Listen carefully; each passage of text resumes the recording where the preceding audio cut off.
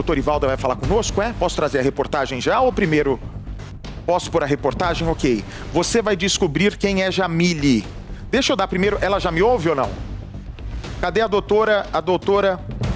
Sim. Ivalda Aleixo. Tá me ouvindo, Oi. a doutora Ivalda? Alô, você? Oi. Oi, me ouve, doutora? Estou ouvindo, sim. Seja bem-vinda aqui ao nosso programa. Obrigado por falar conosco. Eu sei que você está ao lado do André Azeredo, nosso repórter gigante, nosso repórter 5 estrelas. Sim. E a gente vai trazer aqui, ô doutor Ivalda, essa primeira reportagem que fala de alguns detalhes desse caso, para que o público saiba, né, em que pé ficou essa história até pelo menos o fim da noite de ontem. E eu gostaria de saber da senhora se é um caso que já está caminhando para a resolução ou se é um caso com muitos meandros, com muitos detalhes, com peças ainda muito soltas que precisam fechar esse quebra-cabeça. Bom dia. Bom dia, Bate. Prazer aqui falar com você. É um caso que aparentemente, né, pode ser simples, porque nós temos duas pessoas deixando a residência da vítima, porém, eles ainda não foram identificados. Então, sabemos que são 2 homens, né, que deixam o local, temos mais ou menos ali a compreensão física deles, a altura, mas, por enquanto, mostrando aquelas imagens que já estão veiculadas aí na imprensa, ninguém ali soube identificar ou pelo menos, pode ser tal pessoa. Porém, foi um crime, né, um homicídio que ocorre num ambiente fechado. Nós temos material ali para tentar identificar, né, DNA, as digitais, embora ainda não tenha nada conclusivo. Não é um crime, um homicídio que aqui, pela experiência, né, pelos investigadores que nós estamos conversando desde o domingo de manhã, né, quando instauramos o inquérito para começar as investigações oficialmente, tem assim a possibilidade. Nós temos alguns desafetos, nós temos essa imagem, as testemunhas que ouviram o barulho, o horário, e a gente está agora, ou seja, desde de domingo, mas ainda hoje, tentando fazer o caminho, né? De onde esse carro, para onde ele foi e de onde ele veio. E também aqueles dois suspeitos que saem caminhando, nós temos já um trajeto, mas nós não temos aí numa imagem que permita que nós identifiquemos visualmente, né? Olhar, identificar ou até um reconhecimento facial. Mas a gente está trabalhando com todos os recursos que nós temos. Eu sei que tem um caminhar, né? A investigação de homicídio tem todo um procedimento, que nós temos que seguir, mas a equipe está muito confiante que é um caso já bem encaminhado e até o final da semana a gente espera ter uma resposta para a família e para a sociedade. Poxa, que bom. Então, em passos largos, eu vou deixar o comando aí para o meu querido amigo, o nosso André Gigante Azeredo. O André, pode conduzir essa entrevista? Eu ia colocar a reportagem no ar, mas eu acho que seria mistério. Eu acho que o mais importante agora é a gente aproveitar o tempo precioso da doutora Ivalda para tirar todas essas dúvidas, se já chegou alguma denúncia sobre esses homens, se a mãe, ela lembra de alguma coisa, se ela tem consciência, se ela é uma pessoa apta a prestar um depoimento, celular parece que foi levado, mas alguma mensagem foi interceptada. Por favor, é uma entrevista preciosa agora no caso. Bom dia a você, amigo. Muito obrigado. Bom dia, Bate. Bom dia para você que está com o SBT. Alô, você.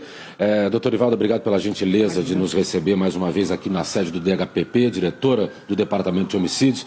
Delegada, uma coisa que eu queria lhe perguntar. Muitas testemunhas disseram que o Beto, o senhor José Roberto Silveira, a vítima, ele, desde que se separou do último marido, cerca de 2 meses e pouco atrás, ele começou a ter um comportamento de sair com diversos rapazes que ele conhecia, tanto em aplicativos de namoro, ou então em festas ocasionais, em locais de São Paulo, da região metropolitana que ele ia.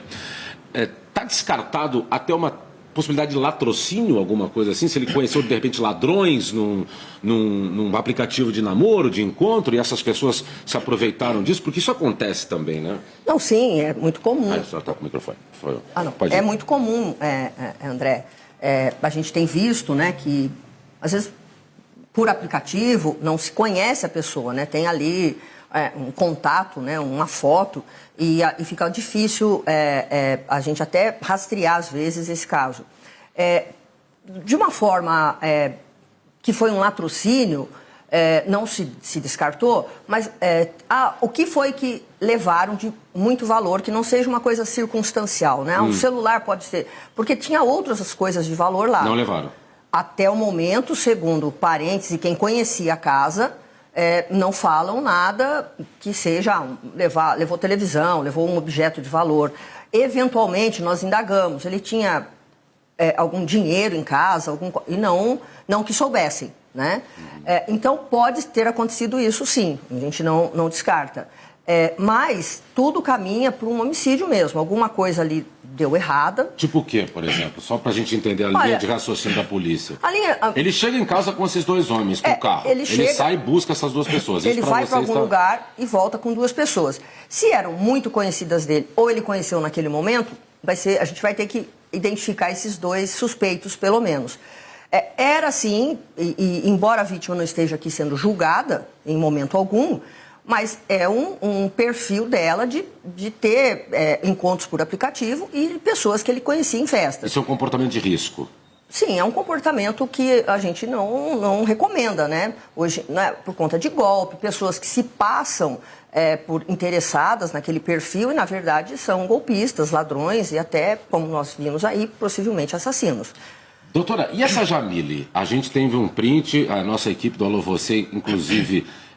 conseguiu verificar num dos perfis do Beto, do salão, uma moça que escreveu: não sairá impune. Se alguma coisa acontecer com meu irmão, sei que foi você. Ela escreve isso no perfil do Beto, do salão do Beto. Isso 2 meses atrás. Coincide com a separação do Beto do ex-marido dela. Essa pessoa é uma suspeita? Olha, por enquanto não. Por quê? Né?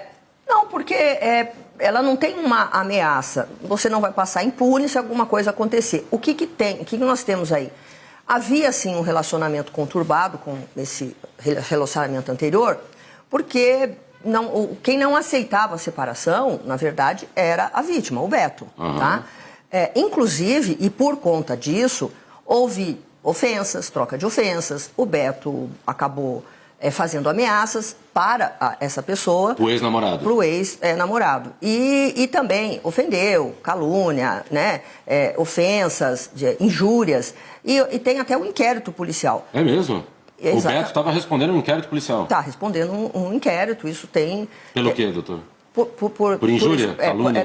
Ameaça, injúria, calúnia e até uma suposta lesão corporal, que houve uma discussão e chegaram no empurra-empurra ali. E quem moveu essa investigação foi o ex-namorado? O ex-namorado. E essa Jamile aí, como é que ela entra na história? A Jamile faz esse comentário, óbvio que nós vamos chamá-la, né? Mas ela é irmã de quem? Do ex-namorado?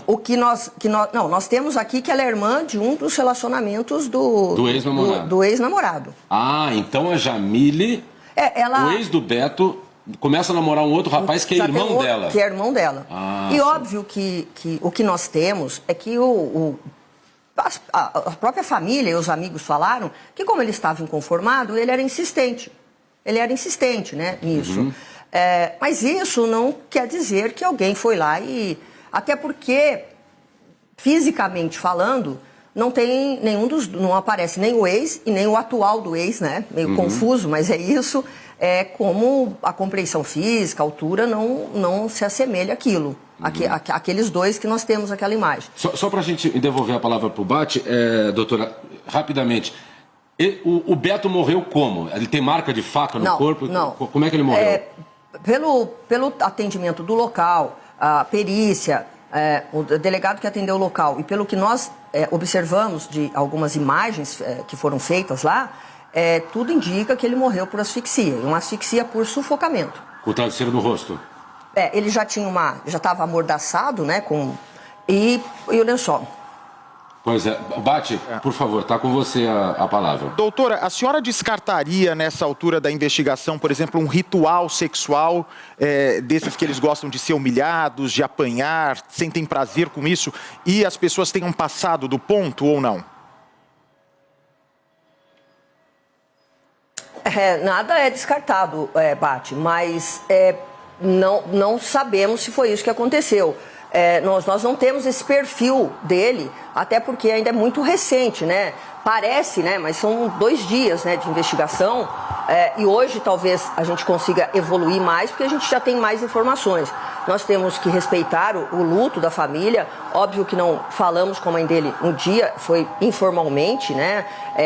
E ela não viu, até a idade dela, né, não permitiria, não permitia que ela tivesse muita consciência do que estava acontecendo. Ela estava dormindo, mas a gente está ouvindo as pessoas. Foram ouvidas novamente e de forma oficial, formalmente aqui, algumas pessoas que conheciam ele, trabalhavam com ele aqui. E isso a gente está dando a continuidade. Então, ontem foi um dia de ouvir algumas pessoas, de aguardar e ver os laudos periciais, as imagens, buscar imagens, que o que vai nos auxiliar muito aí é a imagem. As imagens que serão analisadas. Então, óbvio, não se descarta nada. Então, como eu disse, eu acho que o importante se alguém souber, né, de alguma coisa, ou puder denunciar, que o faça, e nós vamos receber, analisar tudo, mas o importante ali é pelo menos um daqueles 2 que sai. Se identificados, nós já temos aí um passo muito importante na investigação. Combinado, doutora. Um abraço grande. Obrigado pela gentileza de conversar aqui com o SBT. Um abraço, André. Volto já com você. Imagina.